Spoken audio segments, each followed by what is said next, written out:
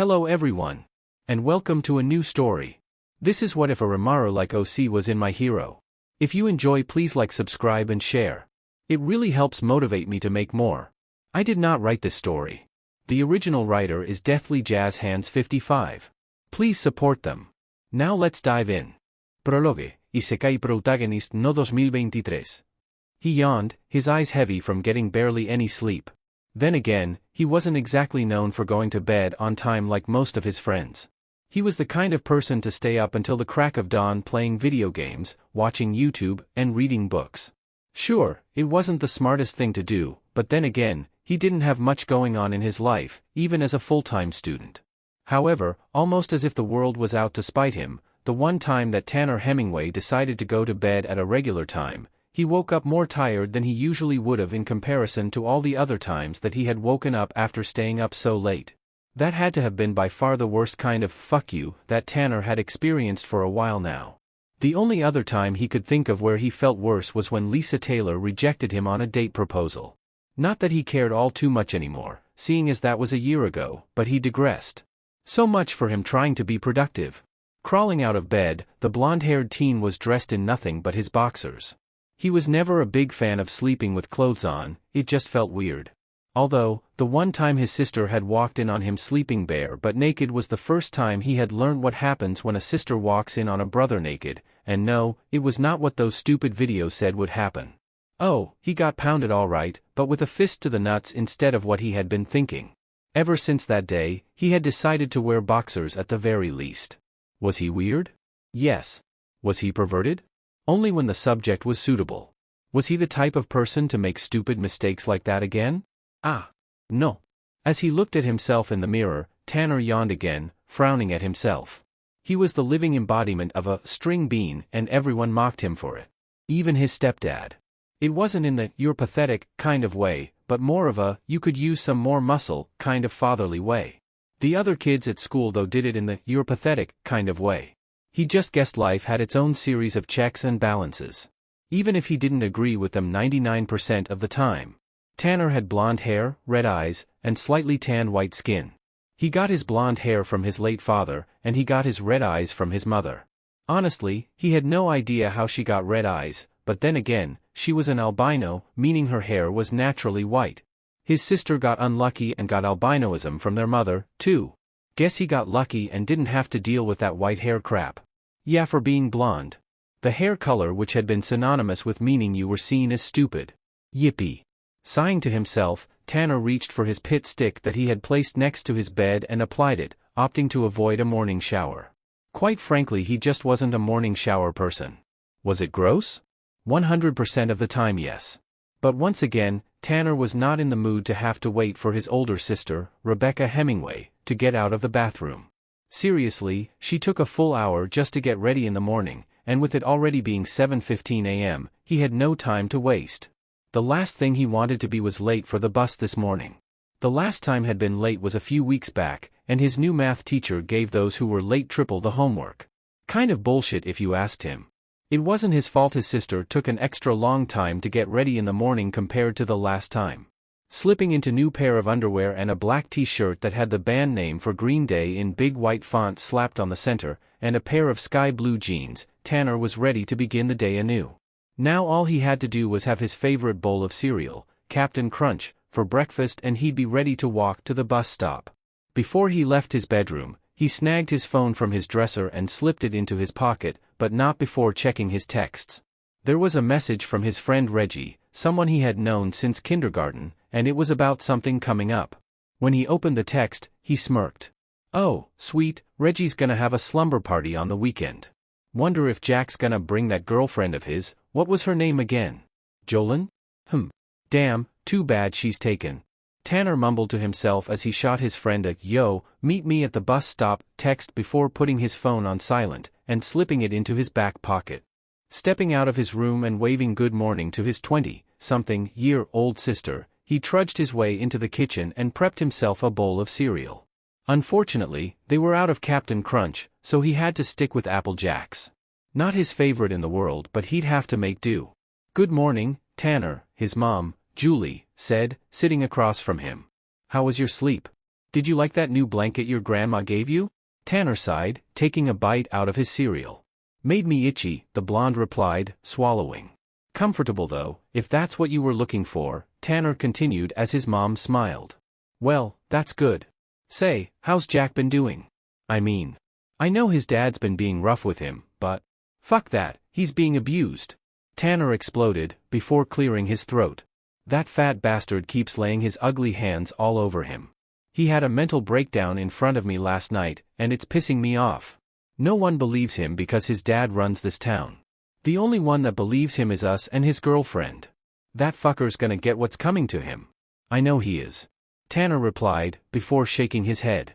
You can't just go saying stuff like that, Tanner, Rebecca called out from the hallway, before peeking her head out from the corner. I mean, Jack's kind of known to overreact. Says the person who literally brings his father coffee every morning, Tanner grumbled, finishing his breakfast. Whatever, I'm going. See you after school, Tanner said as he grabbed his backpack, slipped on his sneakers, gave his mom a hug, his stepdad a smile, and a grimace toward his sister, as she got ready for work, before leaving the house. Don't forget to tell me how you do on that exam, Tanner. His mom called out to him, as Tanner shot her a thumbs up. Will do, Mom. Tanner called back, before turning around and frowning at himself. He wouldn't say he had the best of lives or even the worst of them. He was kind of mediocre in that sense. The Hemingways were a middle-class family, smack dab in the middle of society. It had been that way all throughout his life. He had been living in the same suburb, knowing the same people, and being relatively safe for most of his life. Sure, there were times when he had wished he had it a little bit better off, but what else was trying to expect? His mom suddenly turning around and saying, "We're millionaires," and run off to someplace in the Netherlands and become super wealthy through some convoluted way? Nah, he wasn't that hopeful. That being said, he'd never trade it for anything. Although, if there was one thing that would make him consider it, it was for him to be the hero of his own story. He wanted to beat up the bad guys like Jack's dad, and become the strongest in the land, simply because he could. Your wish has been heard. Neuralink complete. Tanner looked around his immediate area, that being the sidewalk just away from his house, scratching the back of his head. What the hell was that? The blonde questioned, blinking a few times before shrugging. Whatever, probably nothing important. Now, where was he? Oh, yeah. But if he was going to be the biggest and baddest hero of them all, he'd have to start off someplace festering with crime. Well, maybe not festering with crime. Actually, now that he thought about it, he had been reading that My Hero Academia comic book, manga series or whatever. He honestly kind of liked it. Sure, he was only at the part where some big bad douche canoe named All for One was fighting that All Might dude, but from how he saw it, if he was in that world, he would be the strongest, stronger than them. But how? Maybe he'd have a similar power to that of All for One? Taking people's abilities and making them his own? Or, maybe he could have the same one as All Might? One for all. Nah, that Izuku guy already had it, and he was the main character. He was given it for a reason, even if he didn't like Izuku all that much, and much preferred someone like Todoroki. Question was, if he was in that world, what would his quirk be? Maybe something like Rimuru Tempest's predator skill? But, less slime-based and more badass? Like, maybe instead of something like that, call it something akin to Devour, or some edgy shit like that. Oh, and if he had that, he was probably going to need something like Analysis, so that he could actually use the powers he took from the things around him. And, now that he thought about it, maybe he didn't want to kill those he devoured. Maybe he just devoured their abilities and copied them? Nah, screw that. If he was taking their power, he was going to kill them. 100%. Maybe that way that Bakugo asshole wouldn't ever get to say the shit he did to Izuku. Unique skill acquired, Devour, gives the user the ability to devour things and turn what you devour into skills, up to and including people. To do this, simply stick out your arm and cast the skill. Your hand will transform into a set of bottomless jaws and completely encapsulate the person or thing, devouring them and giving you their abilities. Unique skill acquired, Analysis, this goes hand in hand with Devour, and that is that when you devour something, you will be to analyze the quirk factors of those who you use Devour on, or turn those objects into quirk factors and take aspects of them and turn them into skills you can use. However, you will never get the same power, you will always get an altered version of it. Oh, and he'd probably need to be able to speak and read Japanese if he was going to be in that world. Damn. The more he thought about this, the more he realized he was just making himself a really shitty OC for a fanfiction he'd never write. New skill acquired, bilingualism. You can speak fluently and read in both English and Japanese. You're so good at it that even most locals from Japan would have to do a few double takes to make sure they heard you right out of the sheer shock of how a foreigner could speak their language so well. Tanner once again stopped, this time in the middle of a sidewalk. The fuck? Am I hearing things? Damn, I need better hearing. Tanner muttered as he continued to walk down the sidewalk. Now all he had to do was cross the sidewalk and make it to the bus stop. He could even see his friend off in the distance. Damn, he also needed better eyesight too. Maybe his mom was right, maybe he did need glasses. He could have sworn that he had a distressed look on his face. Like, he was trying to get him to move out of the way? But why? He was fine, it wasn't as if he was about to get hit by something or shot. New skill acquired, enhanced senses, your senses, specifically your hearing and your eyesight, and double that of a normal person's. Tanner was starting to get frustrated. Okay, what the fuck was? Kid, get out of the road. And just like that, he had realized something. As the headlights of a speeding truck shone onto him, the driver frantically trying to get the brakes to work, Tanner felt a sense of dread wash over him like none other. The voice he was hearing in the back of his head. It sounded an awful lot like Seals from that time I reincarnated as a slime. And, the more he thought about it, as the truck was inches away from slamming into him, this setup also felt incredibly similar to that. Why? Because as the truck slammed into him, and as he felt himself get sucked underneath the truck, and as his bones began to splinter and blood began to pour out of every orifice, he heard the voice in the back of his head utter two words that made him want to scream. Beginning transportation? And just like that, Tanner's life became that of an Ice Guy protagonist. Ch1, New Horizons dash. Tanner felt weak. Uncharacteristically so. Don't get the guy wrong, as much of a string bean as he was, he at least felt like he could stand up properly without getting dizzy. But this was different. He felt lost. And that was weird, considering he had known where he was, right? He had a gap in his memory. 1 minute he was crossing the road to get to the bus station, and the next he was. Actually, where was he? The blonde-haired boy got his eyes to work after a few seconds of trial and error before he realized that he had been laying down in some sort of bed. A cot, to be exact. It had a metal frame, with a very, very shitty mattress, as far as he had been concerned, anyway. His head spun when he looked up at the ceiling of whatever building he had been in. As he looked around the place he had been in, he noticed that he wasn't the only person to be laying down in this room. He had been tossed in with what could only have been described as a small army of prepubescent children, all of which looked no older than 5 years old. What the hell? Tanner thought, before looking down at his own hands, and realizing they looked a bit too small, even compared to before he had woken up. And, his arms looked pudgier, but not fat, more like baby fat. He had lost all of his already, so what was it doing back?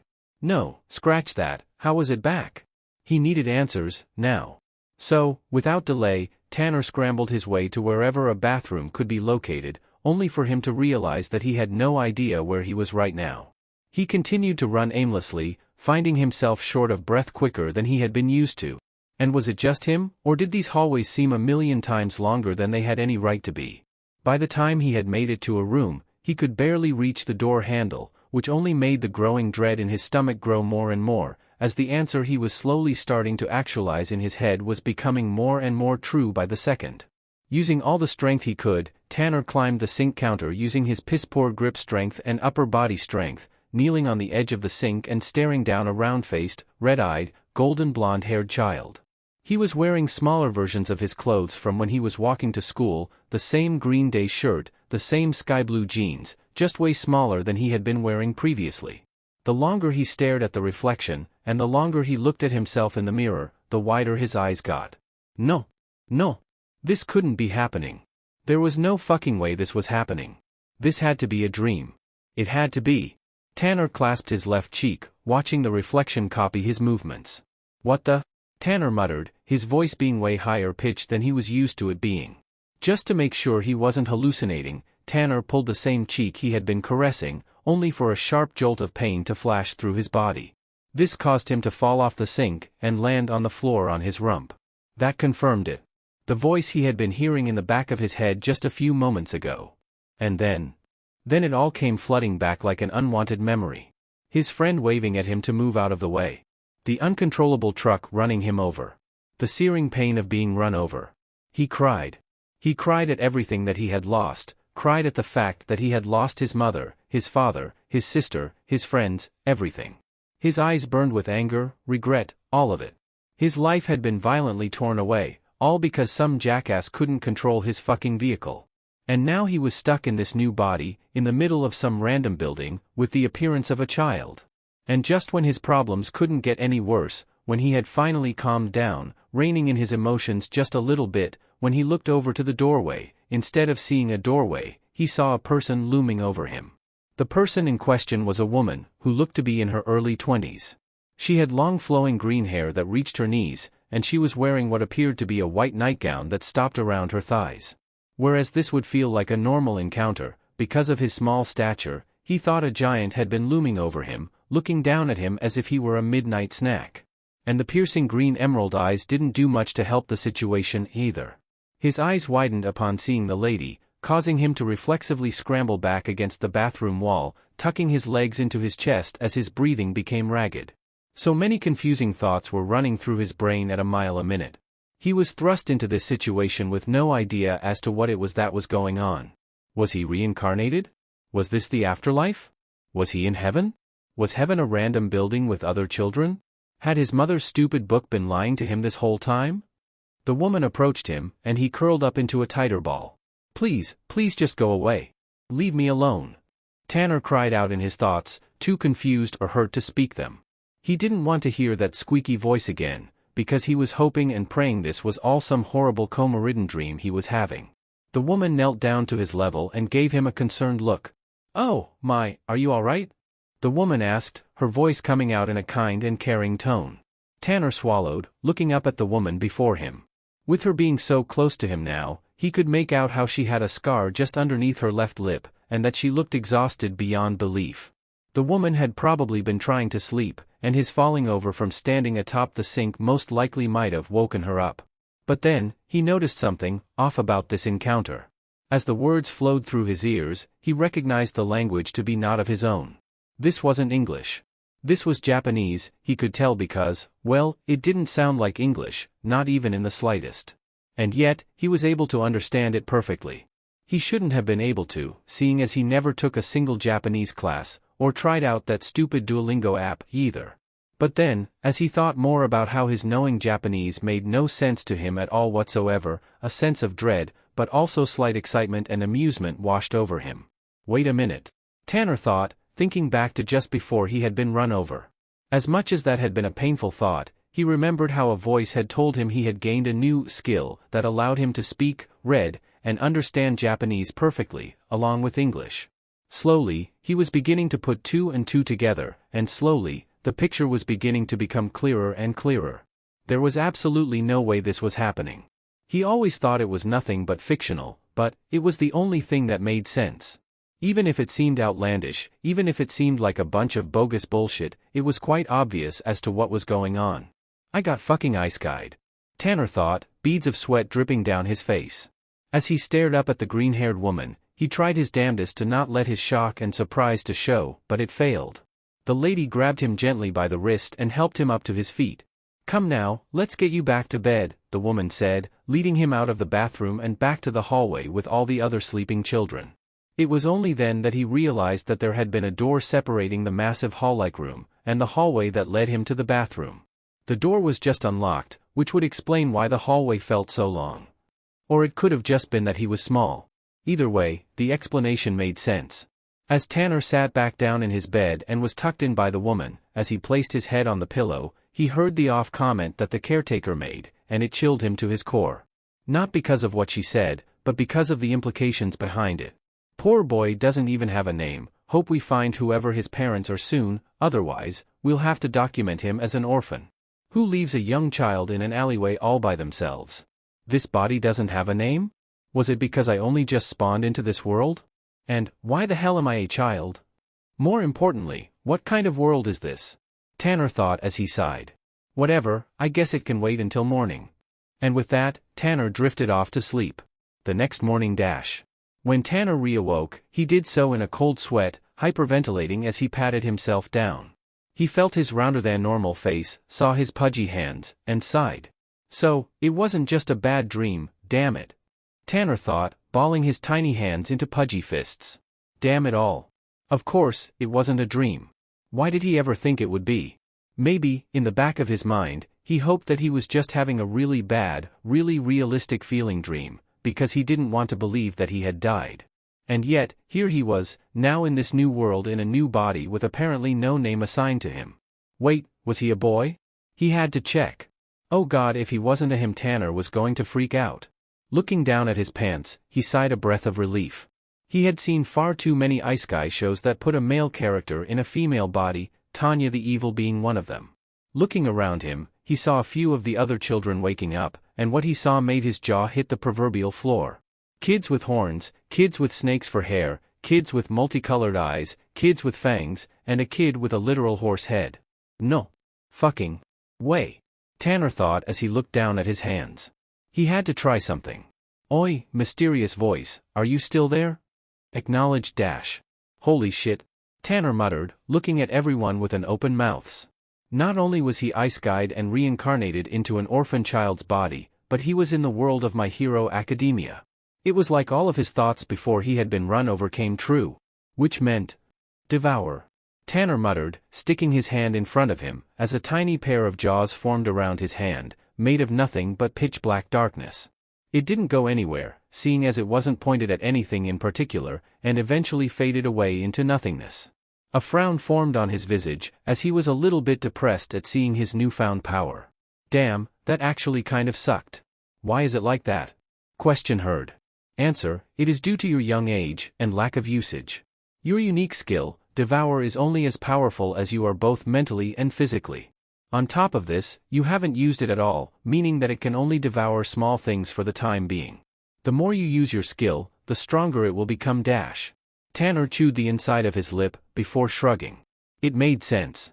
Although, the interesting tidbit was that he was only bound by his physical limit and mentality. He found it kind of unfair because Rimuru didn't have to deal with that kind of nonsense. Though he assumed it had to do with the fact that Rimuru was a slime, and he was not.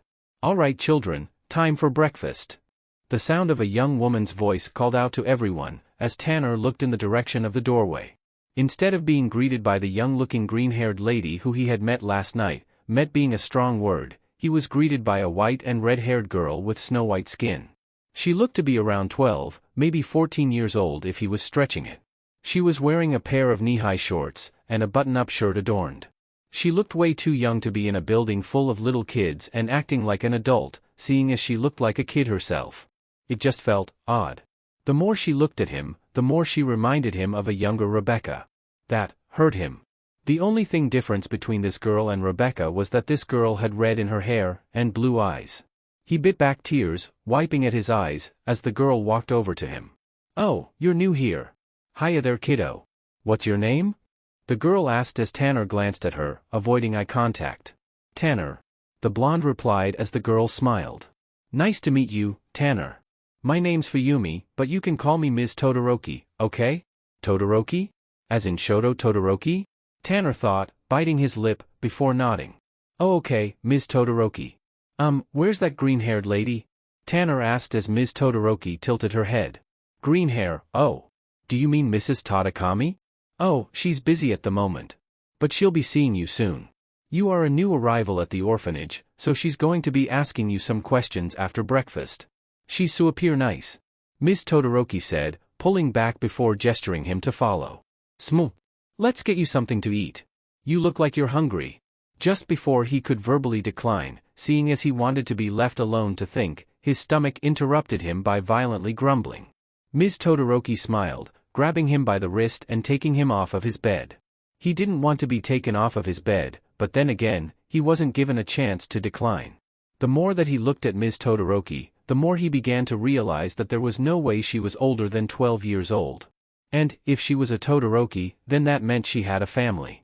That much he knew. So why the hell was she here? Did she like to help out? Was she Shoto Todoroki's sister? She had to be because Shoto's mom was named Rei, not Fuyumi. He wasn't given much time to think, as she had led him to what appeared to be a mess hall and sat him down next to a black-haired boy with pale blue eyes. The boy looked at him as if he was an alien, though not in the "you're gross" kind of way, but more "whoa, who are you" kind of way.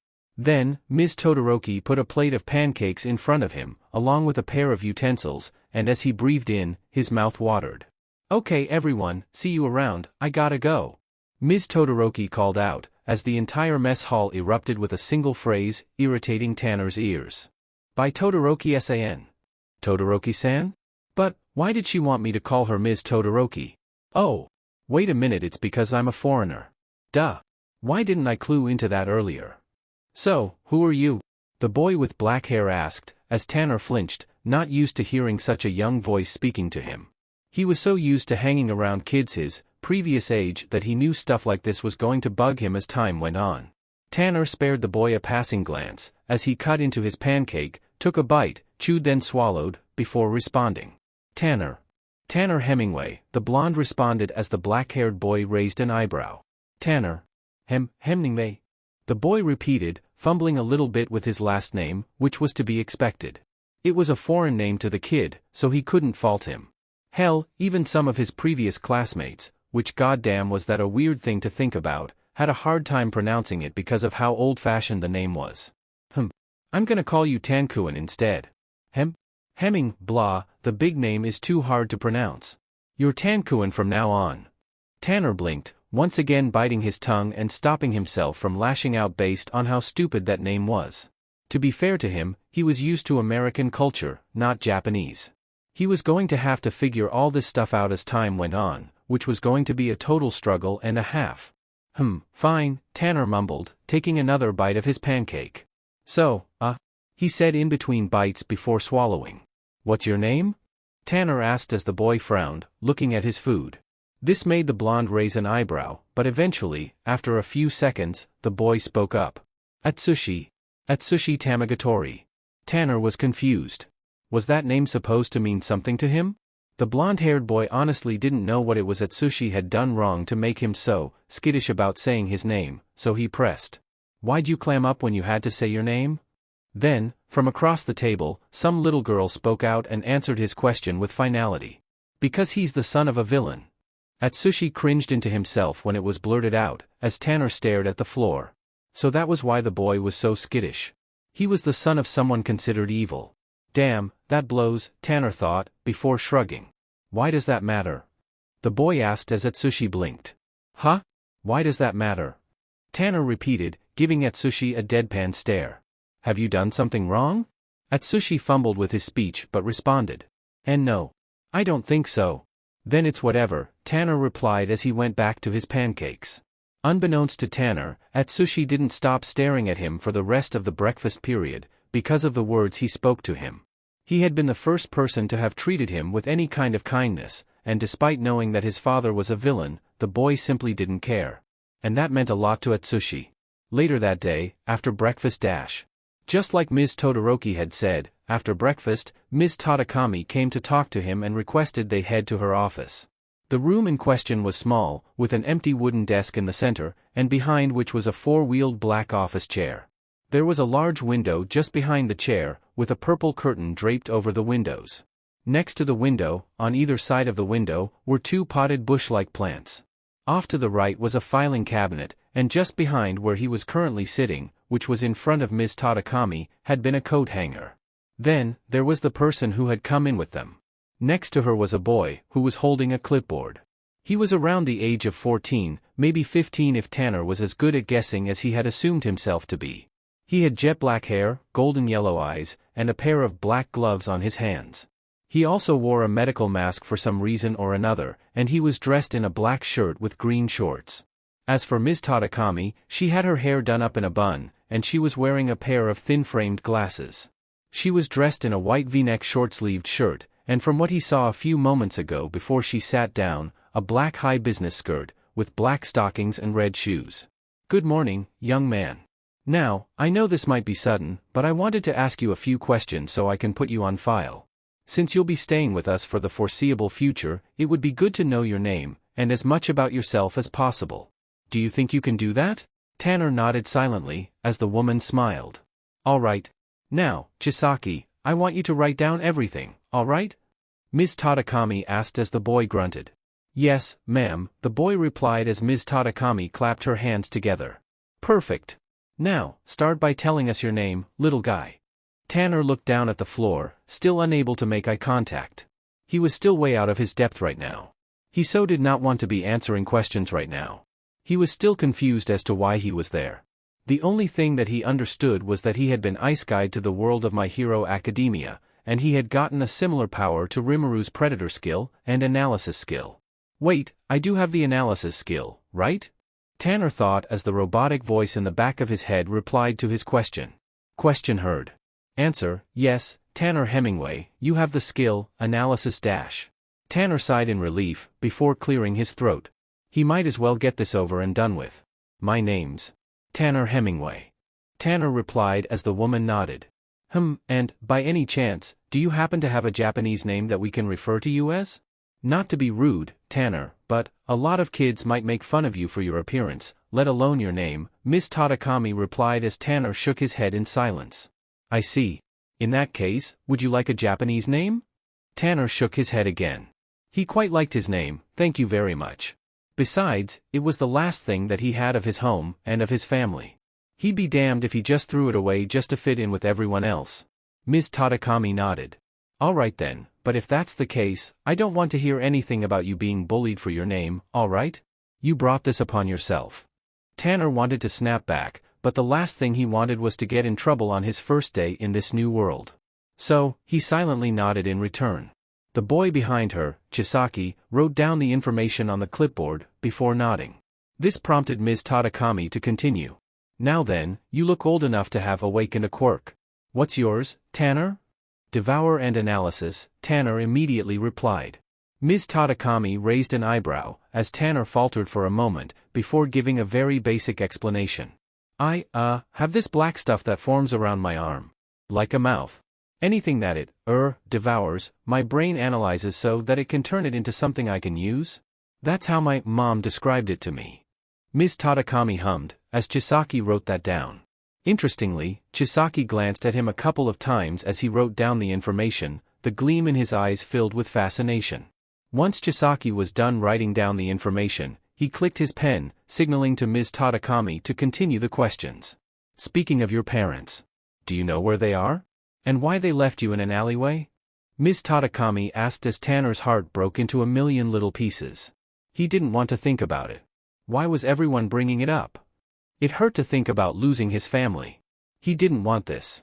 He didn't want to be ripped away from them. He just wanted to go home. He always wondered why Ice Guy protagonists were so nonchalant about losing literally everything and moving on as if nothing happened. It was so stupid. Why couldn't he feel the same way? Why did he have to lose everything? Why him? Unbeknownst to him, he had begun hyperventilating, which made Ms. Tadakami stand up and kneel before him, placing a hand on his shoulder. Chisaki looked over at the two with a little bit of concern, but not enough so that he'd go over to check it out. Tanner, look at me, Ms. Tadakami spoke, as his eyes, as dilated as they were, focused on her eyes. There was a calming gleam in them. It reminded him of his mother. He teared up, and before he knew it, he started to cry. He hugged Ms. Tadakami, who embraced him. It's okay, Tanner. Everything will be all right. I'm sorry for asking. Even though the words were reassuring, it didn't stop Tanner from crying. It didn't stop Tanner from feeling like shit. It didn't make him feel any better. He doubted he'd feel better about it anytime soon. After a while, Tanner was able to get control of himself, slumping off of the poor woman. All right, Tanner. How about you go hang out with the other kids? I'll ask the rest of the questions later, okay? Ms. Tadakami said as Tanner sniffled, wiping his nose with a tissue that she gave him. The boy nodded, getting off of the chair, and putting the tissue in the garbage can just next to the door to Ms. Tadakami's office. When he left the office, just before he went to go look for the other kids and go play with them, he felt a hand on his shoulder. Tanner looked over his shoulder and saw Chisaki. Hey, before you go, I just wanted to ask you something, Chisaki said as Tanner raised an eyebrow. Sure, Tanner said as Chisaki hummed. At 12:30, my Gramps is going to pick me up. Before you ask, I work here part-time. I want him to meet you.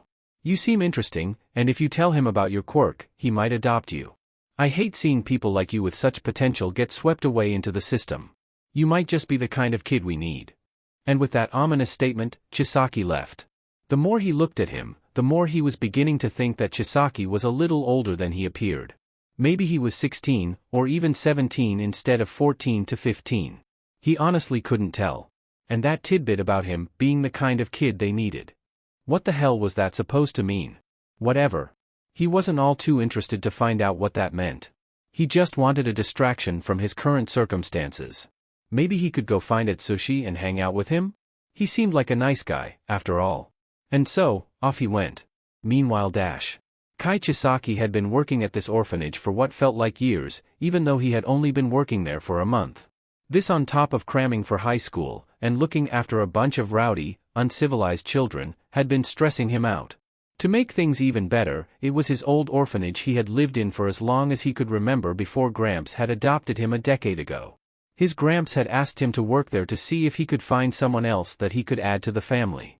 Kai didn't understand why he wanted to do that, but he had to assume it had something to do with making the shy Hisakai stronger.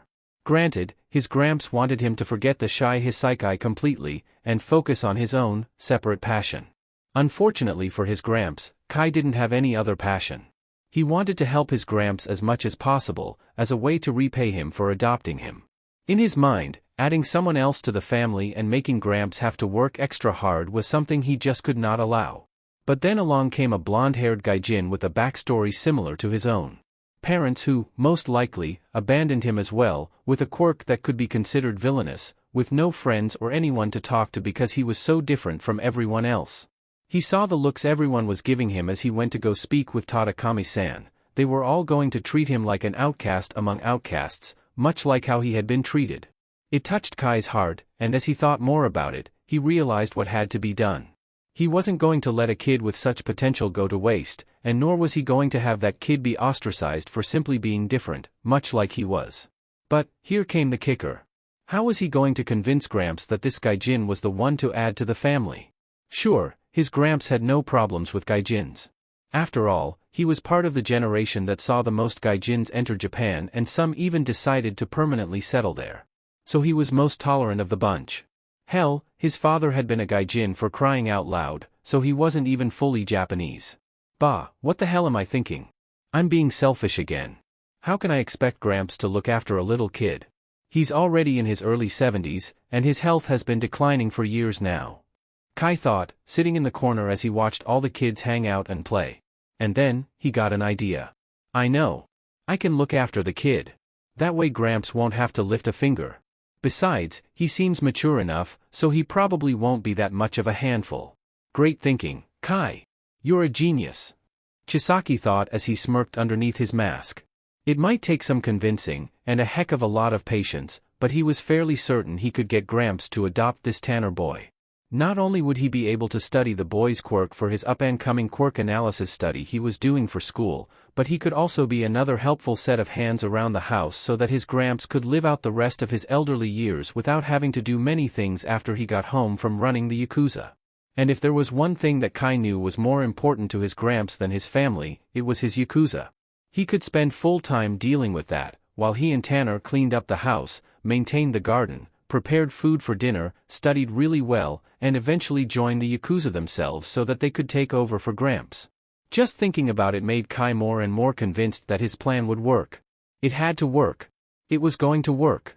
Kai would make sure of it. Ch2, knowledge is power dash. Atsushi was violently tossed to the ground, landing on the grassy terrain on his elbow, as he winced, tears threatening to poke through the sides of his eyes, as he whimpered, looking up at the person who had shoved him to the ground. Hey, Tamagotori-kun. Let's play heroes versus villains. A boy with horns growing out from the sides of his head, wearing a blue and red striped shirt and brown cargo shorts, declared as the timid boy recoiled out of reflex. The boy with horns was named Tajiru Tatsumiki, and his quirk was called Bull Rush. It gave him the physical strength of a bull, along with a pair of horns similar to that of a bull. And, he was Atsushi's #1 bully. Yeah. And he can be the villain. A girl next to Tajiru named Natsuki Katsukage said with a smirk on her face as she looked down at Atsushi. She had bright pink hair, and what appeared to be claws on the ends of her fingers. Her quirk, from what Atsushi remembered, was called Cat Scratch. She was wearing a black body dress and gray stockings. She was someone who Atsushi had a small crush on because she was cute. But, she was also one of Atsushi's bullies, so that crush didn't exactly last for long. Then there was Harasuke Katsukabe, not to be confused with Natsuki Katsukage. They weren't related, even if their names were extremely similar. Harasuke was Tajiru's best friend, and yet again, one of Atsushi's major bullies. He was wearing a tank top and a pair of black pants. He had dark blue hair, and his quirk was hydrokinesis. Then, there was Atsushi. His quirk was similar to Harasuke's. His was pyrokinesis. He could manipulate and control fire that he generated from his fingertips, much like Endeavor. Who was the same person who had defeated and killed his father, who had been labeled a villain for stealing food to provide for Atsushi and his slowly dying mother. His mother had put him in this orphanage because she couldn't take care of him due to her slowly dying, and inability to get out of bed every morning. His father had done nothing wrong. All he did was try and steal some food. Sure, he threatened the cashier, but did that suddenly warrant him being burned alive by Endeavor? No, it didn't. But that didn't matter. That mean news lady had made his father out to be a monster who attacked and injured civilians. But that was Endeavor's fault. All his father had been doing was trying to protect Atsushi from Endeavor's reckless fire attacks. It was Endeavor who hurt those civilians. Not his father. His father only had a weak fire control quirk. But yet again, that didn't matter. To make things worse, his bullies would try and replicate what happened on TV. How the news described what happened to his dad. They'd use Harasuke's water in place of fire, the scratches from the rubble coming from Natsuki, and the pain with Tajiru's bull rush. They'd always disguise it as them playing heroes versus villains, which would get them out of trouble for needlessly hurting him. And they were about to do it again, when suddenly, "Oi!" Atsushi looked over to the entrance to the orphanage's playground to see Tanner walking towards them. When he got to them, he stood in front of the group of three with his arms stretched out in a fence-like stance, as he stared them down as if they were the villains, which they were. "What the hell are you doing ganging up on him like that? Can't you see he doesn't want to play right now? Back off." Who the hell are you?" Tajiru asked, raising an eyebrow as Natsuki spoke up. "Oh, he's the kid who didn't know about Atsushi's daddy being a villain." Natsuki replied. "Ah, so you're the new kid?" Harasuke said through a smirk. "Does that mean you want to play too?" He was cut off when Tanner kicked him in the no-no square. Harasuke's eyes widened, as he gasped, before falling onto the floor, squirming on the floor in pain. Tajiru and Natsuki paled after seeing that, as Tanner glared at them from the corner of his eye. "I said to back off. So that means you back off. Got it?" Tanner replied, an intimidating aura washing off of him as Tajiru stared at him, tears welling up in the corner of his eyes, before running away. "Villain. You're a nasty villain." Tajiru cried out as he ran away, leaving Natsuki all by herself. Tanner stepped up to her, staring her dead in the eyes. The pink-haired girl tensed, as Tanner huffed, crossing his arms. "I don't hit girls, so I'm only going to say this once. Leave Atsushi alone. Got it? If you bug him again, I'm gonna punch you, MK?" Tanner stated as Natsuki nodded, before running off, but not before dragging Harasuke with her. Once all the mean kids were gone, Tanner looked over to Atsushi, walking up to him. Atsushi looked away with a fleeting amount of embarrassment rushing through his head. Not only had the new kid come over to defend him, but he had done so twice. There was no way this was just a coincidence. He had to have some sort of ulterior motive. Everyone who had stepped up to help him only did so to bully him afterward. It was the same when Tajiru became his friend only to torment him later. "Hey, are you okay?" Tanner asked as Atsushi looked away, not looking him in the eyes. He wasn't going to fall for this trick again. He refused to allow it. And so, without even so much as giving him a thank you for going out of his way to help him, Atsushi ran off, keeping to himself despite all the confused stares from the other kids, and leaving a confused, and slightly annoyed Tanner. He didn't want to be bullied again. He just wanted to be left alone. And so, Atsushi ran away, heading to his bed so that he could be left alone. XXX. To say Tanner was confused was a bit of an understatement. He had just come back from a meeting with Ms. Tatakami about his situation, and he had decided after the fact that he was going to hang out with Atsushi. Maybe he could even be friends with the boy. He seemed to lack those, and besides, having friends in a new world sounded like a really good idea. When he got outside with the other kids, as pointed out to him by one of the older kids in the orphanage, some kid by the name of Kenji Hikishi, a boy with brown hair that went down to his ears, a pair of black eyes, and wearing a black shirt with a knee-length skirt of all things. For a split second, he considered that maybe he was actually a she, and the more he looked at them, the more they reminded him of one of the members of the League of Villains, just way younger. Moving on from that, when he finally got outside, he was shocked and appalled at what he saw. And what he saw was that a few kids were picking on Atsushi, and he had just watched one of them, a boy with bull horns on each side of his head, shove him to the ground in a non-playful manner, before the group of three, a pink-haired girl, a boy with dark blue hair, and the aforementioned bullhorn kid, all looming over him as if they were about to beat him up. No one had seen this happen, of course. Aside from him, that was. And seeing as he had his own previous run-ins with bullying, there was no way he was going to let that slide. So, he confronted them, and after he dealt with them, he planned on asking Atsushi if he was okay and then hanging out with him until Chisaki got to get him to meet the person he wanted him to meet. But then, after he had asked Atsushi, the boy just ran away. It was a little annoying to have that happen, and he didn't know what he had done wrong, but he wasn't going to pry. Maybe he had been a little too harsh on the guys bullying him. Maybe he thought he was going to beat him up next. Maybe he had done something to slight him somehow? Honestly, Tanner didn't know, and he wasn't going to try and find out either. It was too early in the morning to deal with this crap. He was never good with little kids, despite what his mother would have people believe. So, with his plan thwarted and his attention now back on himself, he quickly found something else to do. And that something else was laying on the ground in front of him. That being a pencil that Atsushi had seemingly let fall out of his pocket. Maybe I should give it back to him, Tanner thought as he picked up the writing instrument. It was your standard blue pencil, a little dull from use, but overall still usable. Well, it was a little banged up, and chewed on, gross, but then again what else was he going to expect from a child at Sushi's age?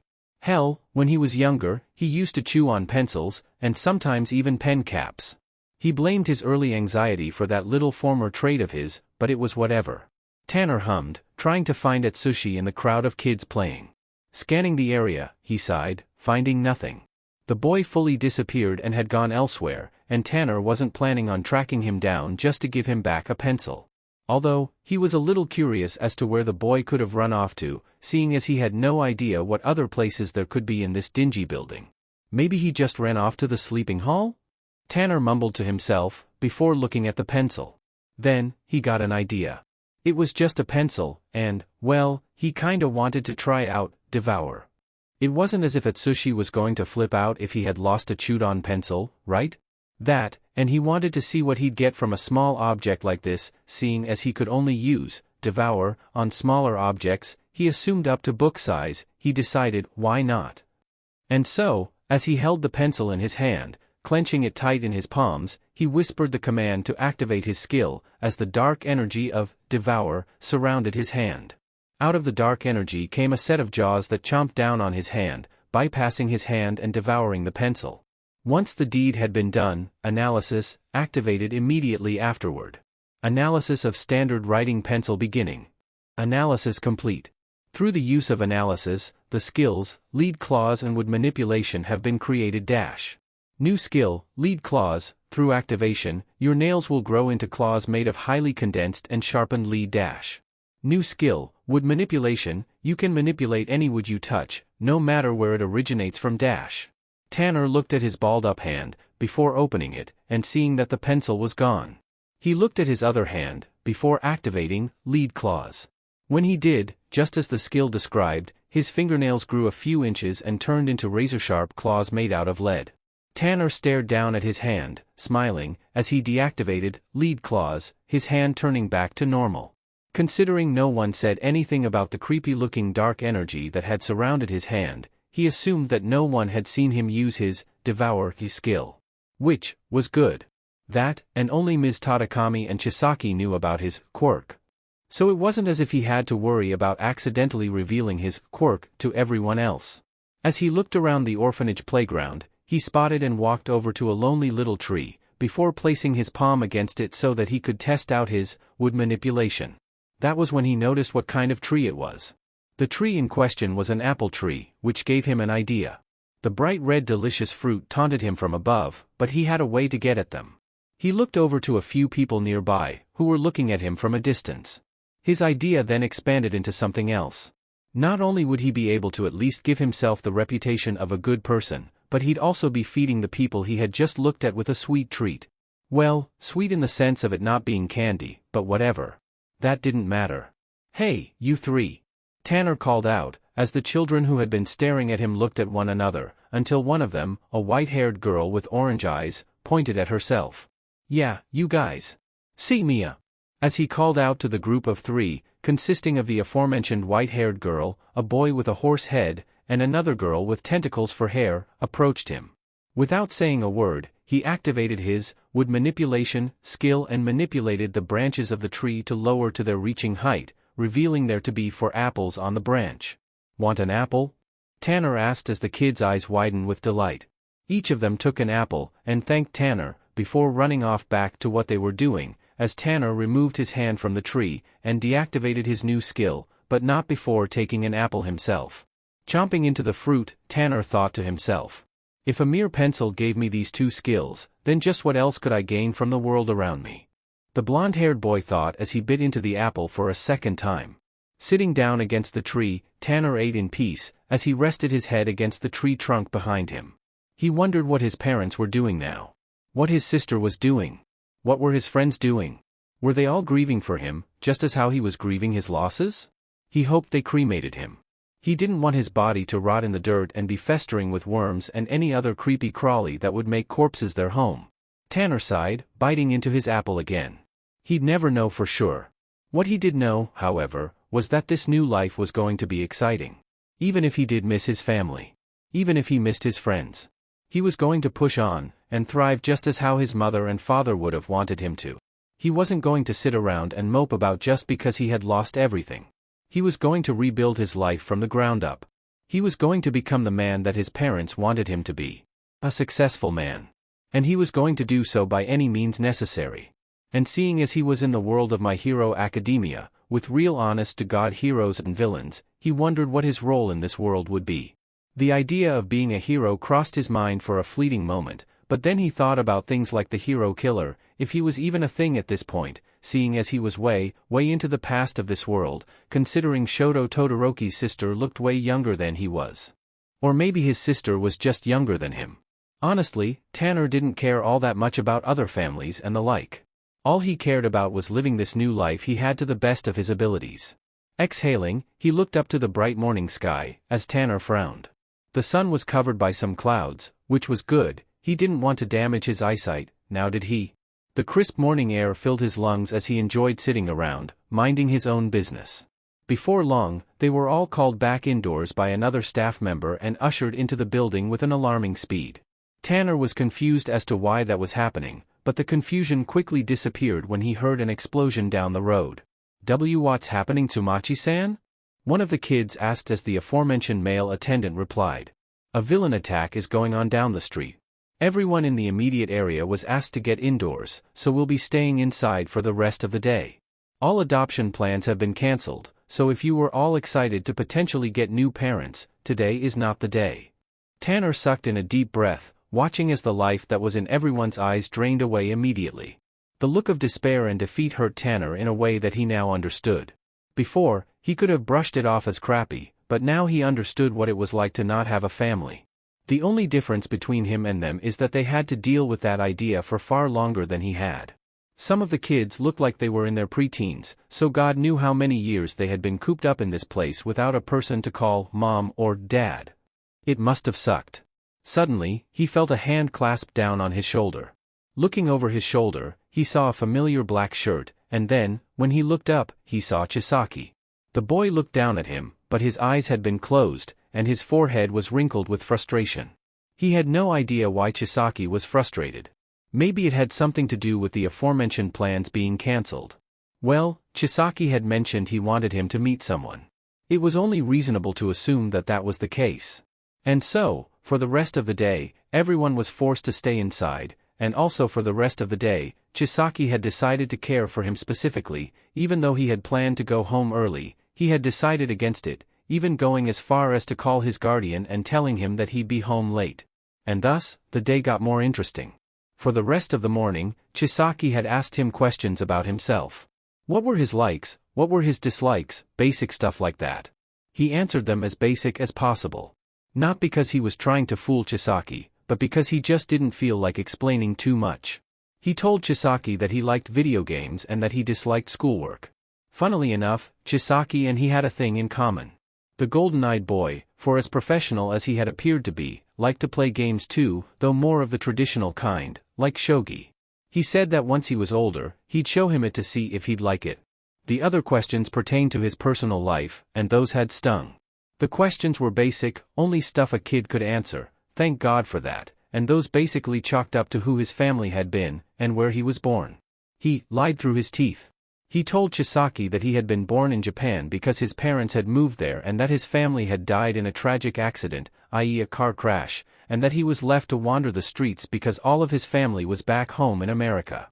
Chisaki believed it wholeheartedly and even felt bad for him. Tanner felt bad for lying, but he wasn't about to tell him that he was actually a 15-year-old kid who had been ice-guyed from another world. That would have been completely unbelievable. So he went with the basic tragic anime protagonist backstory. It was standard anime fare. He wasn't going to push it, because that would just make him sound stupid. Lunchtime came around, and for lunch was a bowl of piping hot soup that, by appearance alone, kinda looked like sewage. He was kind of disgusted by the look and refused to eat it. Chisaki had urged him to try it, saying it was good for him, and after a few times of refusing, Chisaki seemingly got sick of his nonsense and force-fed him some of it. Needless to say, it was really fucking good, and he kind of felt bad for knocking it before trying it. It was apparently called miso soup, and it was typically a breakfast food, but they had it for lunch instead because today was Pancake Sunday. Chisaki had told him that supper was typically sushi of a few varieties, primarily maki sushi, nirigiri sushi, and oshizushi. He had no idea what sushi would taste like, so he was a little worried. But that was for later tonight. Right now, it was the middle of the afternoon, somewhere around 1:30 p.m., and Chisaki had taken him to the small library, placing a few books in front of him, all of them being study-related. Now, if there was one thing that my gramps taught me, it was that studying and getting prepared for school is for the best. Now, I'm on a tutoring program, so I don't have to go to public school. However, you will have to go to public school. Seeing as you're a bit more mature than most of the other kids, I think it would be best if you started studying now. As Chisaki said that, he placed a book about basic math in front of him. Tanner felt a little insulted, but then again, it wasn't as if the boy in front of him knew he already knew all of the material in there. This is gonna suck. I wish, Devour, would help me learn things too, Tanner thought as the robotic voice cropped up into the back of his head. Response: if you use Devour on that book, and then use Analysis, you will instantly learn everything in that book, as it will be transported to your brain as knowledge that you can use in the future. Tanner blinked, silently thanking the voice for the information, before placing a hand on the book's cover. Chisaki looked at him quizzically, as a smirk took over the blonde's face. Devour. As soon as Tanner said that, the book was enveloped by his skill, the maws of the dark shadowy apparition warping over the book and clamping shut over it, before the shadow stuff disappeared, and for the book to be gone, and just like the last time, Analysis, activated immediately after Devour had finished. Analysis of Mathematics Grades K7 beginning. Analysis complete. Knowledge has been transferred directly to your brain. Tanner smirked. At least now he didn't have to study thanks to Devour and Analysis.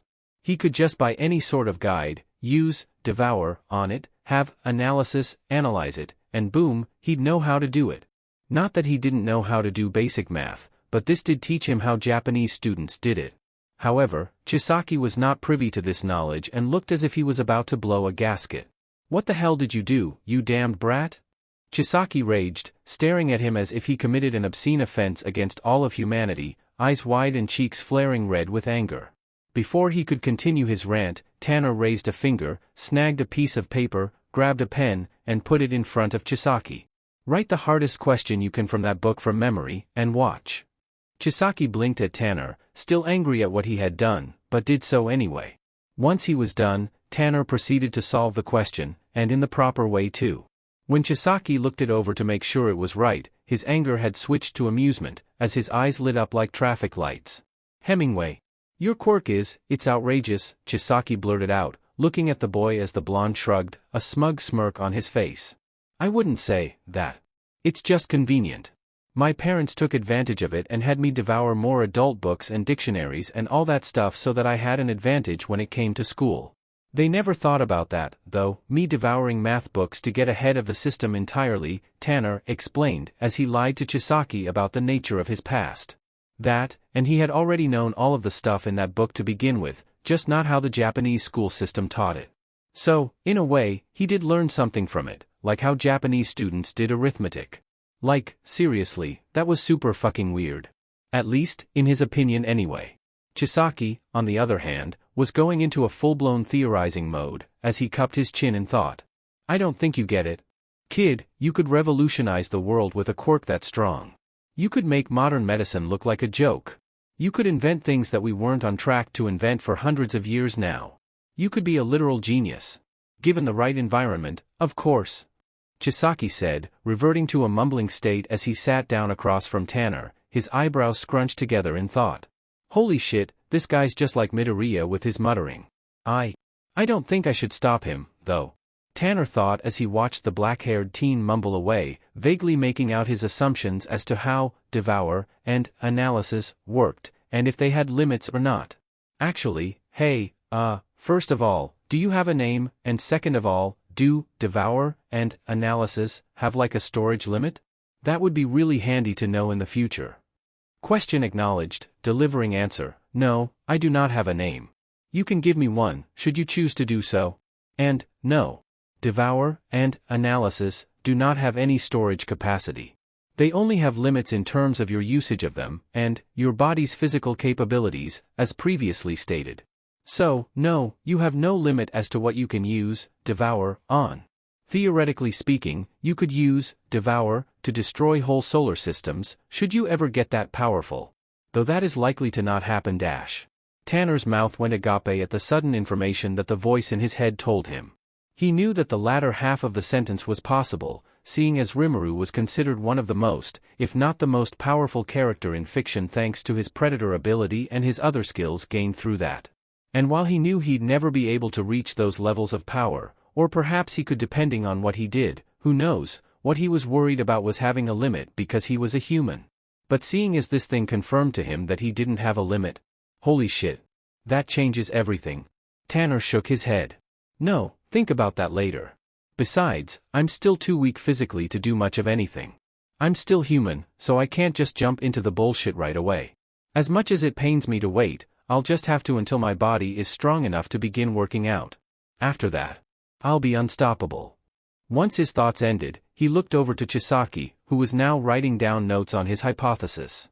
And, if that didn't cement him as acting like Midoriya, then he didn't know what did.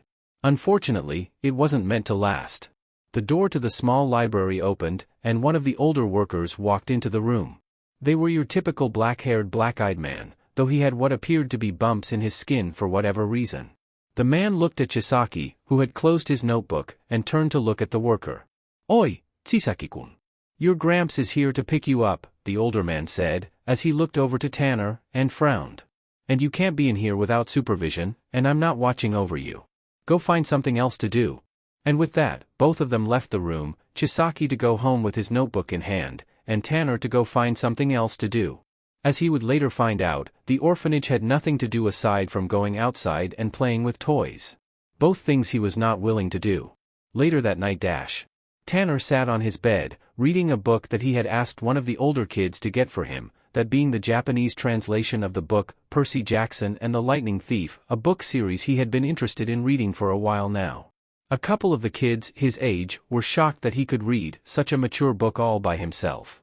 Tanner waved it off as him just having more reading skills than most of them, which annoyed a few of them but inspired some to get to his reading level. Which, considering he was bored out of his mind and wanted nothing to do with the younger folk, and considering none of the older kids wanted to hang out with him seeing as he was a little kid himself, Tanner resorted to excluding himself from most other people's doings. That had been why he had been reading instead of playing with the toys the other kids were playing with in the playroom on the second floor. A few of the adults that had maintained the place saw it as weird that a kid his age was reading a book meant for older kids, none more so than Ms. Tadakami herself, who was currently making the beds around him. "Are you sure you can understand what you're reading, Hemingway?" Tadakami asked as Tanner sent her a passing glance. "Are you judging my reading skills? Or did you not read Chisaki-kuen's report about my quirk?" Tanner replied in question as Tadakami frowned, finishing making the bed next to his own. She harumphed at the boy, clearly unamused with his sass, not that Tanner cared all too much about her opinion. "You're quite rude, you know? For a boy supposedly more mature than all the other kids, you sure do act like a brat. Why don't you at least try to make friends?" Tadakami asked, her question genuine as Tanner sighed, closing his book and leaving it at the end of his feet. He wanted to reply with, "Because I don't want to associate with booger eaters," but that sounded too mean. So, he went with a different approach. "Because I don't feel like I belong," Tanner replied, leaning against the singular pillow that he had propped up to act as a backrest. "It's, how do I put it?" Tanner hummed, trying to piece the words together in his head. "It's like, being someone with special needs, I guess. You're different from everyone else, and because you're different, everyone's gonna look at you funny. I don't pretend to not see the strange look some of the other kids give me. It's mostly because I look foreign, despite having been born here." Tanner paused, closing his eyes. "It doesn't help that I'm on a much higher mental capacity than everyone else here. I feel like a teenager trapped in a little kid's body. I know I'm smarter than everyone else, but not in a cocky, I know more math than you, kind of smart. I mean, I know the world more than you do, and your childish notions are annoying me, kind of smart." Tanner looked over to Ms. Tadakami and sighed. "Don't get me wrong, I'm not trying to be rude here. I'm not trying to belittle everyone else, because I'm not. I'm saying that, at least to me, I don't feel like I belong. And all the older kids want nothing to do with me because I look like a little kid. The only one who seemingly wants to be friends with me is Chisaki-kuen. And even then, he acts like an older brother than a friend." And in reality, he was telling the truth. He felt out of place. He hadn't even been at the orphanage for a whole day, and he wanted to get out. He wanted to leave, to explore the wider world around him. To see just how different Japan was compared to America. To see what the future had in store.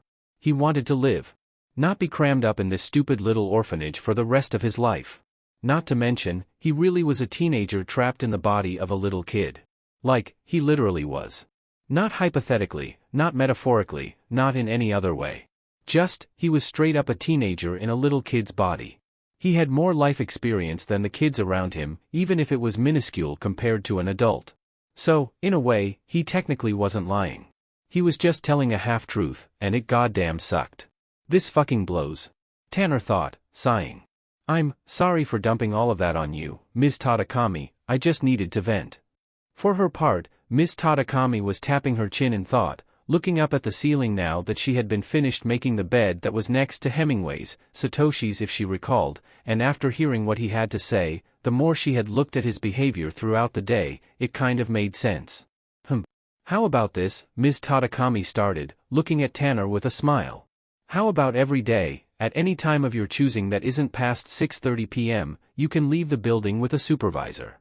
You're free to go wherever you want, so long as you don't act up in public. And, if everything goes well, I'll see what I can do to get you your own private room on the third floor like all the older kids so that you have some sort of privacy. Okay?" Tanner nodded, a smile forming on his face. "Thank you, Ms. Tadakami," the blonde replied as the green-haired woman smiled back. "Good. Now, it's almost 5:30, so it's time for dinner. Wait in the mess hall while I gather everyone else, all right?" Ms. Tadakami said, as Tanner hopped off of his bed and made his way to the mess hall to eat dinner. As he left, Ms. Tadakami watched as he ran off, her expression filled with concern. The poor boy was an outcast, which was obvious. And, it reminded her of Kai when he used to live in the orphanage. So when she heard that Kai was looking out for the boy, she couldn't help but smile. "I told you then, and I'll tell you this for the rest of your life, Kai, you're a good person at heart. You just let your nihilism overpower you sometimes. Hopefully, Tanner-kun over here will help you free yourself from that mindset." And with that thought, Ms. Tadakami went to go fetch the rest of the children for dinner. Ch3, Exploring Capabilities. Tanner wasn't normally one to be against talking to others. Hell, for the last 2 days he had been in this orphanage, he had been trying to get to know the other children. He had learned a few of the kids' names outside of the ones he had already known, like Aya Sujikuni, Taimichi Oshiko, Daisuke Tamaki, and Fumiko Akamichi. And while that was all well and good, and while he had gotten to know a little bit about them but not enough he cared to remember today, he just wanted to be alone. Why? Because everyone he had ever talked to in this place was extremely, and he meant extremely, childish. It was to be expected. He was in an orphanage for Christ's sake. An orphanage, mind you, filled with a majority of the kids having been 3 to 9 years old, with the teenagers having been what some of the staff were referring to as lost causes, the only one that didn't refer to them with such vile nicknames being Ms. Tadakami. It showed Tanner that even though there were places where homeless children were allowed to go, there was an unspoken rule that if you weren't adopted at a certain point, the orphanage would stop caring. And that left a sour taste in Tanner's mouth. But then again, such was life. Life was a bitch named Emily and said bitch hated everything with a pulse, so there was that. For some reason, life hated him the most. Seriously, if he had just decided to stay home, he wouldn't be in this mess. He would probably still be at home, waiting to hop on Call of Duty with his buds when they got home after school, or maybe hit up the local skate park. But no. He had to be ice-guyed into My Hero Academia. Because fuck him, right? To make things worse, he was a goddamn toddler. Or, at least, the equivalent of one. Everyone treated him like it too, and it pissed him off. Needless to say, it was extremely annoying. But, of course, his troubles didn't end there. Because of course, they wouldn't. The only person he could hold a genuine conversation with without having a migraine after the fact was Kai Chisaki, and to rub salt into the wound, he wasn't even here for most of the day. He was here in the morning, and partway through the afternoon, but that was it. After that, he was picked up by his pops and didn't come back until the next day. And when Kai leaves, that meant that Tanner was all alone without anyone to really talk to, sans for maybe the odd hello he'd greet the other students with. And while it was technically forced, who could blame him? He wanted nothing to do with these children. It wasn't because he felt superior, it was because he couldn't relate to them. Unfortunately for Tanner, if that was all he had to put up with, then maybe he'd be okay. But that wasn't the end of it. On top of looking like a 4-year-old, he had to deal with a bunch of staff who coddled him and were extremely helicopter parent. Why? Because he looked like a toddler. The only staff member who didn't do that was Ms. Tadakami, and now, he was beginning to see a pattern. But wait, there's more. On top of all the previously mentioned things, he also had to put up with the other children constantly trying to bug him, and when he tried to speak to those who might have a shot at relating with him, those who were older than him wanted absolutely nothing to do with him because he was the equivalent of a toddler. So, in other words, Tanner found this place to be nothing more than a hellhole. Which then looped him all the way back to his current predicament, and his only real escape from the madness that was this orphanage. The only thing that Tanner could do to get some solace was to avoid everyone. But, even that was difficult for Tanner to do. See, the orphanage wasn't all that big despite the number of people who lived and worked there. The only place that he had to himself was the library, and that was off limits to him without Chisaki being here. Which meant that he was basically fucked if he wanted to be alone without Chisaki around. The reason for this was that most of the rooms on the upper floors were forbidden for a kid his age to go to. The older kids? No problem. They got to hide away from the little brats for as long as they wanted. The only time they'd have to come down was when everyone was called to eat breakfast, lunch, and dinner. Meaning, Tanner was trapped on the same floor with all the annoying, whiny, self-absorbed little twits. And he knew that was a harsh thing to say, but a guy could only take so many of the same stupid questions like, why do you have red eyes, or why is your hair different from the rest of us, or why do you act like the older kids, or why are you so mean? That last one was a little strange, considering that he wasn't mean at all unless someone were to piss him off. Now that he thought about it, yeah, he was probably mean to them because they kept pissing him off. So, with all of that in mind, what was there left for him to do? How was he going to get some time to himself? How was he going to get some fresh air without being hounded by the other children of the orphanage? Well, there was one way. Ms. Tadakami sympathized with him a great deal. The reason for this was that he had told her that he functioned higher than anyone else in the building because of his quirk and how his parents forced him to become more mature by abusing his quirk. At least, that was the sob story he made up to explain his abnormalities. The best part was that it worked, and Ms. Tadakami gave him some special privileges. One of those was that he was allowed to leave the orphanage whenever he so pleased, so long as it was between the hours of 8 a.m. to 6 p.m., and so long as he got someone to go with him. It wasn't particularly ideal, but it was the best thing he had at the moment.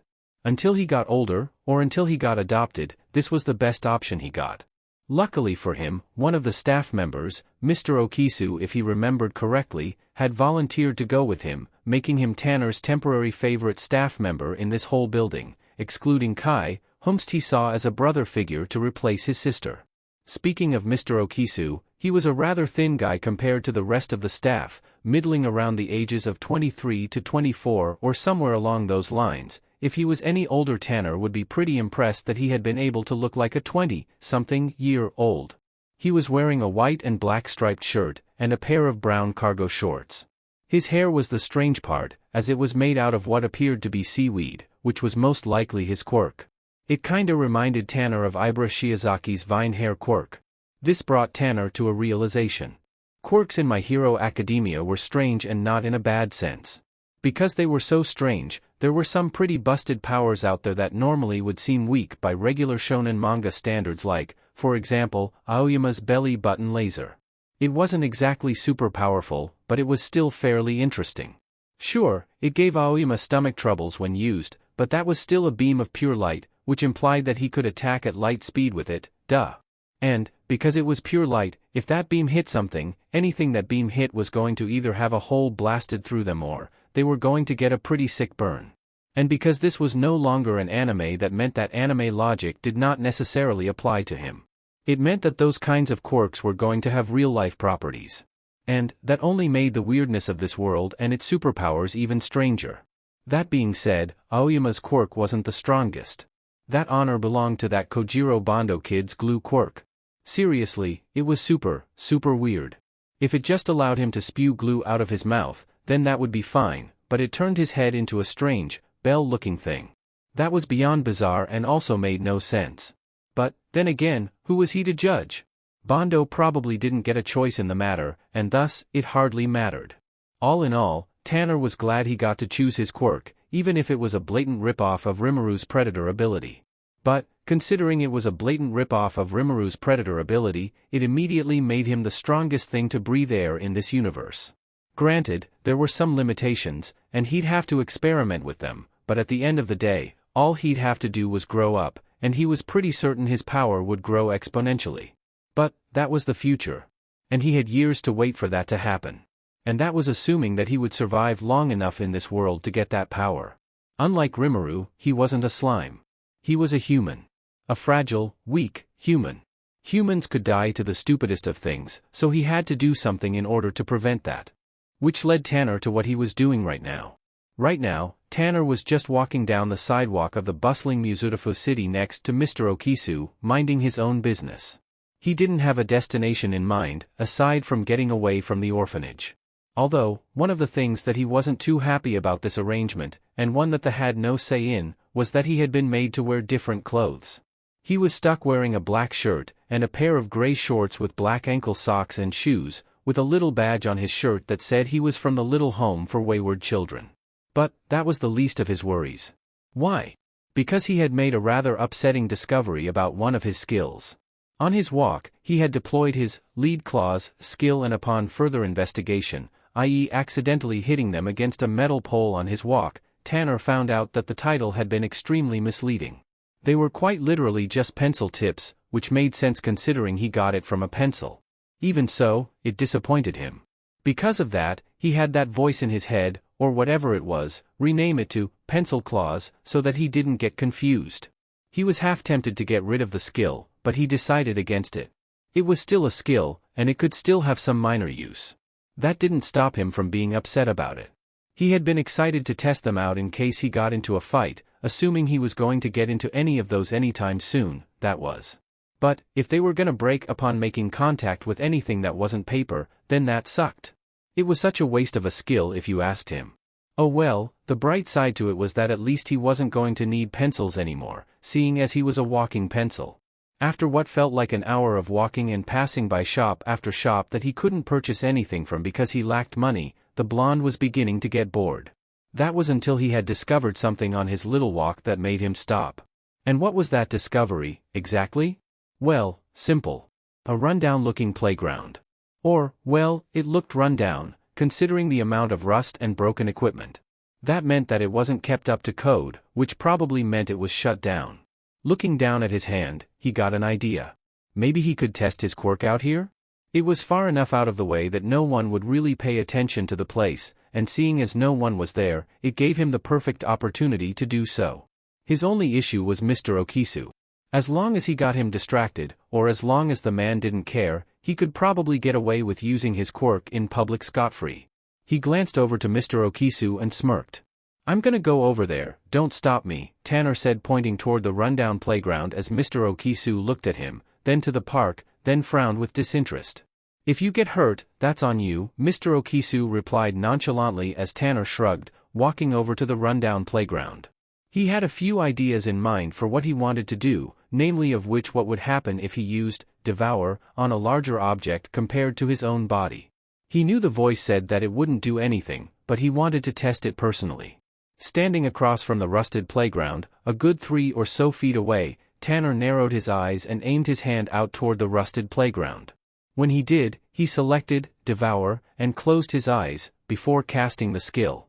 "Devour," Tanner said, as the black mass that was his devour skill warped around his hand, formed the giant maw that came with it, shot forward and, as soon as it hit the playground it dissipated, making Tanner frown. So, it wasn't kidding. Devour only works on things relative to my body size or smaller. Damn. I mean, that makes sense. I doubt that if Rimuru started as human rather than a slime, he wouldn't be able to do half of the things that he did. Tanner thought as he picked up a handful of gravel. Seeing as it was smaller, he'd try it, just to see if he could get anything out of it. "Devour," Tanner mumbled, as the black, purplish mass came over his hand, formed a mouth, and ate the gravel. Once it was gone, the gravel in his hand disappeared as the voice in his head spoke to him. Analysis of gravel beginning. Analysis complete. Devouring gravel has given you a new skill, Rock Body. Rock Body is a passive skill that makes your skin less pervious to damage, dash. Tanner smirked. He looked at his hand and clenched his fist. Glancing over to one of the poles of the rusted, rundown playground nearest to him, he punched the metal beam, and where he assumed that he would usually feel something, nothing came of it. He didn't feel a thing. It wasn't much, but it was better than nothing being gained from this endeavor. Heh, so this wasn't a waste, then. "Oik, kid," the voice of Mr. Okisu spoke up behind him, as Tanner turned around, greeted by the man looming over him with an annoyed expression on his face. "You do know that you're not allowed to use your quirk in public, right?" Mr. Okisu questioned as Tanner sighed. "No one's here to get hurt, and besides, what's the harm in it? I'm just testing out what my quirk can do." "I'm sure you did that when you were younger, too, Mr. Seaweed Hair," Tanner bit back as Mr. Okisu sighed, pinching the bridge of his nose. "That's not the point. Just because you're a kid doesn't mean the police won't take kindly to you doing that sort of thing. It's better to heed the law than to break it because you find it stupid. Believe me, I have a criminal record because I used my quirk in public to save a cat from getting run over. It's bullshit, but the law's the law," Mr. Okisu said as Tanner narrowed his eyes. He was punished for saving a cat? What kind of ass-backward nonsense was that? He didn't like that. Not one bit. No one should be punished for being a good person, and no one should be punished for saving the life of an animal. "But, that's just stupid." Tanner spoke up as Mr. Okisu nodded. "Yeah, it is, kid, said I should have left it to the heroes, but there were none around. The worst part was that the cat belonged to my cousin, and, well, bah, you know what, that doesn't matter." Mr. Okisu stopped, biting his tongue as he turned around. "Look, just, if you want to train your quirk, or try and see what it can really do, the best place to go for that is the forest near Jaku Hospital. I'll take you some time when you have free time. Just don't say I told you, got it?" The blonde-haired kid felt a knot form in his stomach. He knew that quirks weren't allowed to be used in public thanks to his manga knowledge, but even so, he had no idea it was enforced that hard. To have a criminal record because Mr. Okisu saved a cat. A fucking cat. That was stupid, even to him. Whoever charged him for that must have had a stick up his or her ass. Oh well, at least he was going to get something out of it. A place to train his quirk. Mr. Okisu seemed like a nice guy. He didn't strike Tanner as being a creep. "Yeah, okay. Tanner muttered, before glancing back over to the rusted playground. He noticed something in the gravel, something sparkling in the sunlight. Something reflective. He glanced over to Mr. Okisu, who had turned his back to him again. And so, seeing his chance to check it out, Tanner did just that. Walking over to the sparkling object, he found a small, broken-off piece of rusted metal, which he picked it up. When he did, on instinct, activated Devour in silence so as to not alert Mr. Okisu. Seeing as the piece of metal would serve no purpose other than being used to test his quirk, he did so with that in mind. The darkness came over his hand, chomped down on the piece of metal, and just like the gravel, it disappeared. When it did, the voice in his head spoke to him once again. Analysis of rusty piece of metal, beginning. Analysis complete. Devouring rusty piece of metal has granted you 2 new skills. Poison Resistance 1, and Iron Body.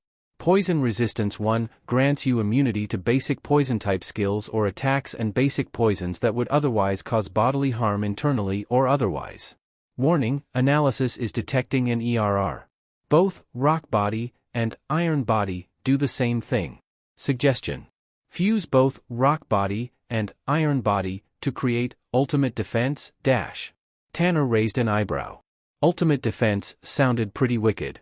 That, and if what he thought was true, then it meant that he'd be safe from getting hurt by small things like paper cuts, stubbing his toe, or even getting hit by a car, although that would probably still hurt, it wouldn't do any real damage to his body. Like, he wouldn't break his arm doing it. Without hesitation, he answered with a firm yes as the voice in his head responded. Understood. Beginning fusion? Fusion success. Rock Body and Iron Body have been fused into Ultimate Defense. Ultimate Defense prevents all physical damage above a certain threshold. This threshold is 10 tons of force - Okay, so he was wrong. It just straight up nullified pain to a certain threshold. And that threshold, if he paid attention in physics class enough, would be the same amount of power to destroy a large building in a single blow. That was pretty impressive. Even so, there were still some people in this universe that could probably hit harder. The thought of muscular came to mind, which made his body shiver. Looking over his shoulder, Mr. Okisu wasn't paying attention, meaning he could probably do something else. He glanced over to a bush and smiled. On the bush were some red berries. He had no idea if they were poisonous or not, but regardless of if they were or not, he was going to try them anyway. If they weren't poisonous, then he'd just have to wait to find out just how strong Poison Resistance 1 was. If they were, then it was worth his time to try it out. That, and he was a little hungry, so snacking on some berries wouldn't be a bad idea, now would it? With that in mind, Tanner walked over to the bush and began to pluck a few berries, before putting them into his hand and then proceeding to pop them all into his mouth, chewing, then swallowing. They were pretty bitter, that much was for sure, but aside from the bitter taste, they were pretty good. Licking his lips, he felt something wash over him. It wasn't painful, but if he were to describe the feeling, he would say it felt as if something was being forced out of his body by magical means. That meant that it was most likely Poison Resistance 1 activating. And while he was glad that it worked, he felt a little stupid for being, well, so gung-ho on trying poisonous berries. What would have happened if the poison was stronger than what his new skill could have protected him against? It was a bit of a no-brainer, and maybe it had something to do with him being, well, a 4-year-old. Nevertheless, they were still safe for him to eat. That meant that he was safe to snack away for as long as he could get away with. By the time he nearly picked the bush clean, Mr. Okisu finally noticed what it was he was up to and nearly had a panic attack. Thankfully, he had reassured the man that he was fine and that the berries weren't poisonous. Well, to him, at the very least. But he didn't need to know that. Mr. Okisu still reprimanded him for eating something without at least telling him so that he could verify if they were poisonous or not. And thus, he was dragged back to the orphanage, much to his chagrin. XXXXXXXXX. Kurosan Chisaki was a man of resolve. Kurosan Chisaki was above those around him, for the simple fact that he was the leader of the Shy Hisaikai. And while he was above those around him because of that fact, at the end of the day, he was still a humble, if not extremely dangerous, old man. Kurosan was an admittedly tall, graying-haired man with pale skin and red eyes. He usually wore a green and black kimono, over which he wore dark red haori and white hakama pants, with wooden sandals. It was the traditional outfit of the leader of the Shy Hisaikai, and the one that his successor would wear in his stead once his time to retire had come. It had been passed down to him from his father and his grandfather before him. It was a sacred Chisaki family heirloom. One that he would never pass down to anyone who didn't share the name Chisaki. That was his one and only rule. And then, there was his quirk. His quirk wasn't all that strong in comparison to his adopted son's, but his ability to create shockwaves with his punches, which he named his power Deadly Wave, was still extremely strong. Anyone who thought him a pushover learned extremely quickly that he was no such thing. He was the type of person to make sure everyone and anyone was aware of the power he held. Just because he was nearing his late 70s, did not mean that it wasn't a fact that he had gone toe-to-toe with Nana Shimura, aka Skydive, in her prime 22 years ago. He remembered that the battle was long and hard and that he had nearly died on a few occasions, but one clean punch to the stomach was enough to make her retreat. He had no idea why, but she left faster than she had come. Something had been up back then, and he had no idea what it was, but Kurosan didn't care in the slightest. He counted it as a victory, and then some. Unfortunately, with her passing away 18 years ago, he could never fight her head-on ever again, and see if his victory was warranted, or just a fluke. Another thing about his quirk was that it was a mutation between his parents' quirks. His mother's quirk was to generate vibrations on things she touched, and his father's quirk was to project waves. Combine the two and you'd get something akin to a radio wave quirk. Yet, his quirk was a far deadlier variant of that. For example, if he were to activate his quirk while punching something, he could easily destroy a small building. Granted, he'd have to be pretty up close and personal with that building, but he could still blow it away as if it was a piece of paper in the wind. It was how he beat all of his rivals, and it was how he cemented the Shai Hisaikai as the strongest Yakuza to ever exist, even in this dark time of heroes. If he was able to have a child, then his natural-born child would be unstoppable.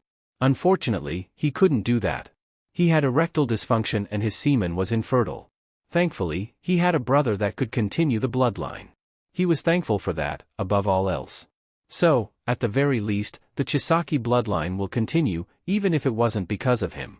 That aside, there was the pressing issue of his old age. For as strong as he was, he had to admit that it was coming close for him to start thinking of retiring. He had already passed down the title of future leader to Kai, as much as he was against it. He wanted Kai to have a proper childhood, and live a life away from crime.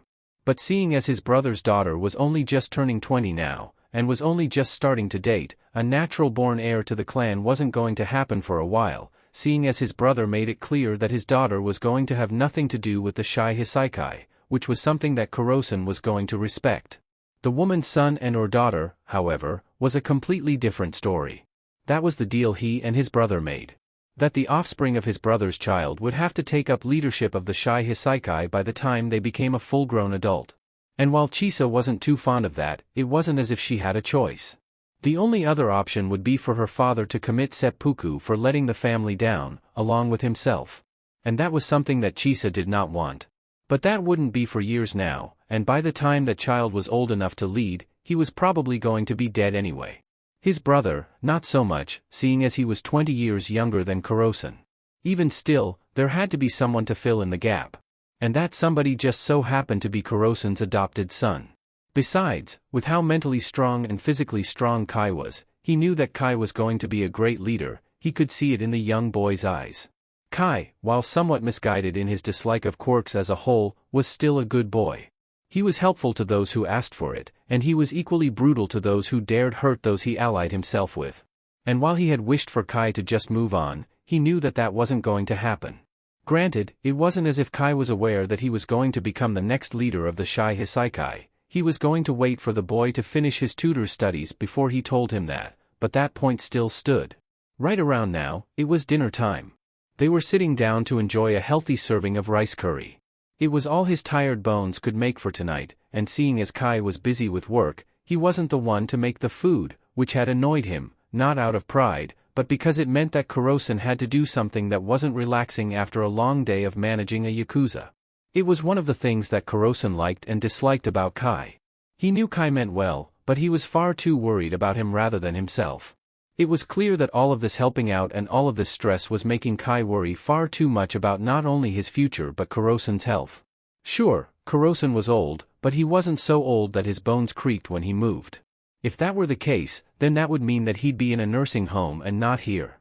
It was why he had suggested Kai do something else to preoccupy himself. That being to get a job at the orphanage that he had been adopted from.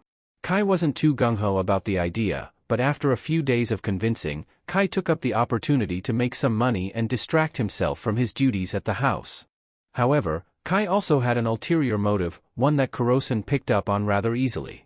Kai was looking for someone else for Kurosan to adopt so that he could have an extra pair of hands. Kurosan wasn't exactly all too keen on adopting another child, but he saw where Kai was coming from, and loosely accepted the idea that adding another member to the Chisaki household would be a good idea, if not for the extra pair of hands. However, they hadn't talked about it since Kai had started working there. And that was a whole 3 months ago. However, today, when he had come from the orphanage, Kai seemed to have a lot on his mind if the gleam in his eyes was enough to go by. Seeing as they had some time to talk right now, Kurosan decided that it was about time he spoke on this issue. So, do you think there is someone in that orphanage that could be a good fit for an extra pair of hands around the house? Kurosan asked Kai as the boy swallowed his food before speaking up. Yes, Ji-san. A foreign boy by the name of Tanner Hemingway, Kai replied as Kurosan raised an eyebrow. A foreign boy? How come? Kurosan asked as Kai smiled. Now, that was a rare sight. In fact, it had been years since Kai had ever smiled like that. 2 things could come from that. Either A, he was planning something. Or B, he was happy for once. Well, for starters, despite being 4 years old, he's as smart as me, if not smarter. He was able to solve an entire book worth of kindergarten to 7th grade math problems, can read up to young adult level books without any mistakes, and speaks as if he's older than a 4-year-old. He can read, write, and speak at a higher grade level than anyone in the orphanage, and then, there's his quirk. As Kai spoke, Kurosan listened intently. Kai had never spoken of someone so highly, other than Kurosan himself. Not even the other members of the Shy Hisaikai were close to having this level of praise given to them by Kai. And what made things better was that Kai was a pretty damn good judge of character. And, for Kai to bring up quirks with adoration. What about his quirk, Kai? I thought you disliked them? Kai frowned. Don't get me wrong, I still think quirks are nothing more than crutches on human society. But Tanner's is beyond anything I've ever seen, Kai began as he pulled out a little notepad, and slid it over to Kurosan. I took some notes on the boy's quirk. It's hard for me to articulate in speech, so, if you would, please read this over. Kurosan picked up the notebook labeled Hemingway's Quirk before opening it. And the first page was packed full of information that read as follows. Hemingway's quirk is beyond anything I have ever seen in my entire time here at this orphanage. He called his quirk Predator. It sounded strange, but when I got to see it in action, it reminded me of the rumors of the man who could give and take quirks that I've seen all over forums online. Essentially, what his quirk seemingly allows him to do, upon further study, is that anything the black mass that he can generate devours, as he puts it, he gains something from the item. For example, he used his Predator quirk to devour a book about math from K level to 7th grade level, and immediately was able to solve the hardest question in that book without even reading the contents of it or studying once. I also saw him use his quirk on a pencil, and it gave him claws made out of pencil lead and the ability to manipulate wood. It seems that whatever his quirk devours also lets him gain other quirks. I have no idea what happens when he uses it on a person, but he has told me that his quirk only works on objects or things the same size as him. I look forward to seeing what else could come from such a powerful quirk. That, and perhaps, I can convince Ji-san to adopt him. Kurosan looked over the first page and hummed. From what was described, it truly did remind him of the legend known as All for One.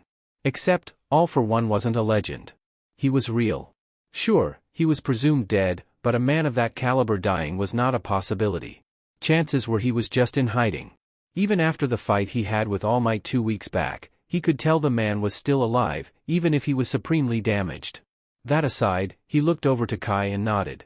If this boy truly did have a similar power, or a power stronger than that of All for One's, then that meant that with the boy, he could uplift the Shy Hisaikai beyond that of just a regular old criminal organization, but perhaps, an organization to be feared.